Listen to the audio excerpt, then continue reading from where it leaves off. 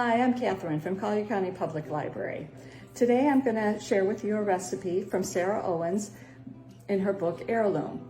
This book talks about really preserving and baking techniques as a way to discover healthy and nourishing approach to food and cooking. The recipe that I chose from this book is a butter roasted sumac chicken.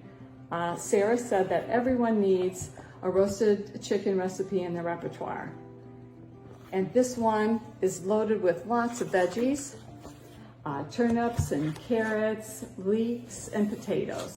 I'm preparing the chicken by rinsing and patting dry. Now I'm going to sprinkle with a 2 1/4 teaspoon of salt inside the cavities and over the skin, making sure I cover the whole surface in between the wings and the legs and the breast. Then I'm going to flip over the birds and repeat. The next step is to softly and gently lift the skin and break into it all over in the chest cavity and down so that we can put butter and seasonings in this area.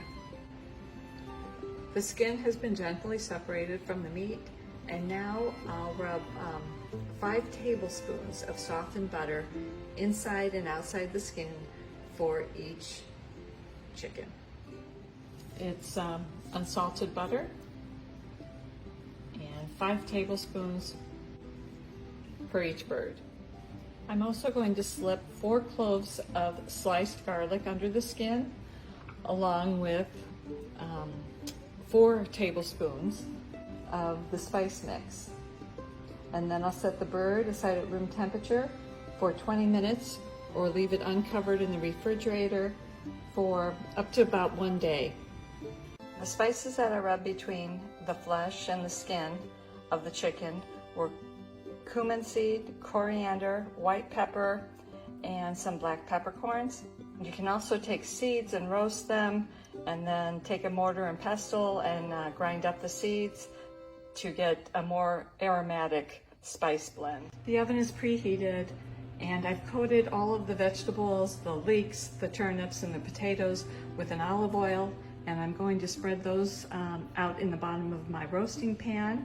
And then I'm going to top with a little bit of coriander, cumin, and white pepper, and some sprigs of thyme in between, and put that on to roast at 375 degrees for 1 hour. The chicken and vegetables have cooked for about an hour and a half at 375 degrees, but the oven thermometer shows a temperature of about 160 degrees, and poultry should test out at about 165. So I'm going to put it back in the oven for about 15 minutes. The chicken should cook until the leg easily pulls away, or if you have a meat thermometer, the temperature should reach 165 degrees. I'm going to let the chicken rest for 15 minutes before serving, and I'd like to thank you for joining me today. Please look for Heirloom in the library, and other books like this can be found in the 641.56 area of our nonfiction.